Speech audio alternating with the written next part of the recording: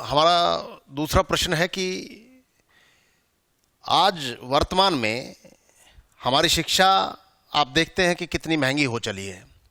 माता पिता अपने बच्चों को पढ़ाने के लिए लोन लेते हैं, बैंक से कर्जा लेते हैं, व्यक्तिगत कर्जा लेते हैं, अपनी प्रॉपर्टी, अपना कोई एसेट्स गिरवी रखते हैं और गिरवी रखवाने के बाद वो अपने बच्चों को एजुकेशन के नाम पर फंस जाते हैं और फिर नोटिस अगर नहीं चुका पाए, बच्चे लोन लेते हैं अपनी जिम्मेदारी पर, तो या तो वो पढ़ाई करे या लोन की किस्त चुकाए। आधी उम्र उनकी बीत जाती है और उनका पूरा परिवार, जो पारिवारिक जो माता पिता लोन लेते हैं, वो उनका परिवार नष्ट हो जाता है। तो इस महंगी शिक्षा व्यवस्था को आप कैसे देखते हैं? इसमें दो विषय महत्वपूर्ण है।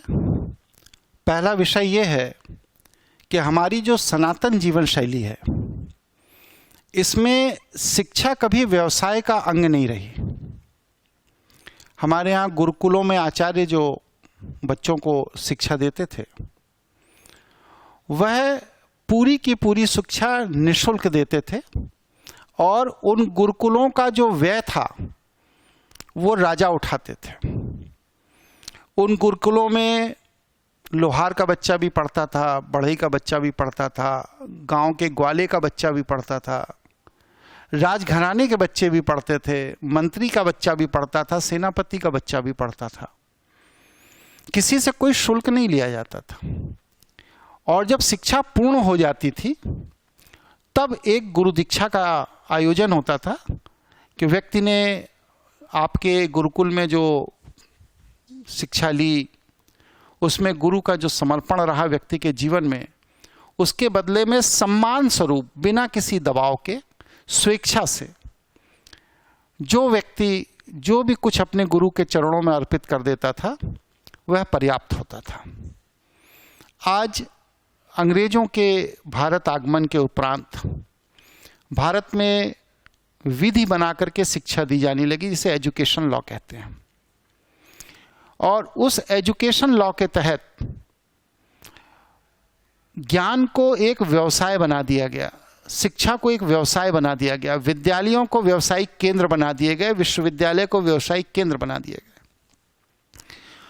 और धीरे धीरे पहले वह सस्ते थे, फिर और महंगे हुए, होते होते आज की जो राजनीतिक स्थिति है, उसमें व्यक्ति अपने दो बच्चों को अगर शिक्षित करना चाहता है और उच्च शिक्षा देना चाहता है, तो उसके पूरे जीवन की कमाई, उसके पूरे जीवन का संग्रह उन दो बच्चों को शिक्षा देने के लिए पूरी तरह खर्च हो जाता है। इतनी महंगी है शिक्षा व्यवस्था। जिन माता पिता के पास धन नहीं है, वो अपना सोना गिरवी रख देते हैं, अपने जेवरात गिरवी रखते हैं, अपनी प्रॉपर्टी गिरवी रख देते हैं, बैंक से लोन लेते हैं, और वह बच्चा जब पढ़कर निकलता है और उसे अगर रोजगार नहीं मिलता है तो उस लोन की किस्त भी नहीं अदा हो पाती। जो रिकॉर्ड है, सरकारी आंकड़े हैं, वो ये बताते हैं कि शिक्षा के नाम पर जो लोन दिया जाता है उसमें 90%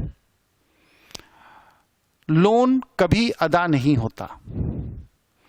तो प्रश्न ये है कि ये बात जब शासन सत्ता जनप्रतिनिधियों तक पहले से पहुंची हुई है, वो जानते हैं कि भारत के अंदर शिक्षा व्यवस्था इतनी महंगी हो गई है कि एक व्यक्ति उच्च शिक्षा लेता है तो उसका पूरा कुल खानदान की संपूर्ण प्रॉपर्टी नष्ट हो जा रही है, पूरा संग्रह खत्म हो जा रहा है, वह कर्ज में डूब जा रहा है। इसके बाद भी इस पर कोई विचार नहीं किया जा रहा है। ये घातक है, समाज को तोड़ने वाला है, व्यक्ति के जीवन को नष्ट करने वाला है, व्यक्ति का पारिवारिक जीवन नष्ट करने वाला है।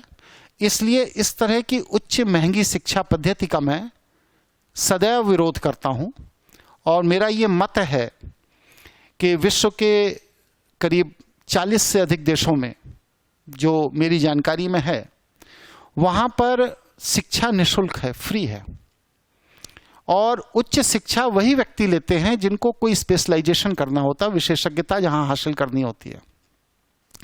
तो उसी पैटर्न पर हमारे देश को जाना चाहिए आज जो विकसित देश हैं, उन विकसित देशों में भी आप देखिए, जापान को देख लीजिए, चाइना को देख लीजिए, या दूसरे और जो देश हैं उनको देख लीजिए, वहाँ पर हर शिक्षा व्यक्ति को व्यवसाय देने वाली होती है, इसीलिए वहाँ बेरोजगारी नहीं है। और हमारे यहाँ शिक्षा व्यक्ति को डिग्री देने वाली है, रोजगार देने वाली नहीं है। इसीलिए हमारे यहाँ व्यक्ति अपने जेवर, अपनी संपत्ति, घर परिवार सब कुछ नष्ट कर देता है बच्चों की शिक्षा के लिए। इसके बाद भी वह बच्चा बेरोजगार सड़कों पर घूमता रहता है।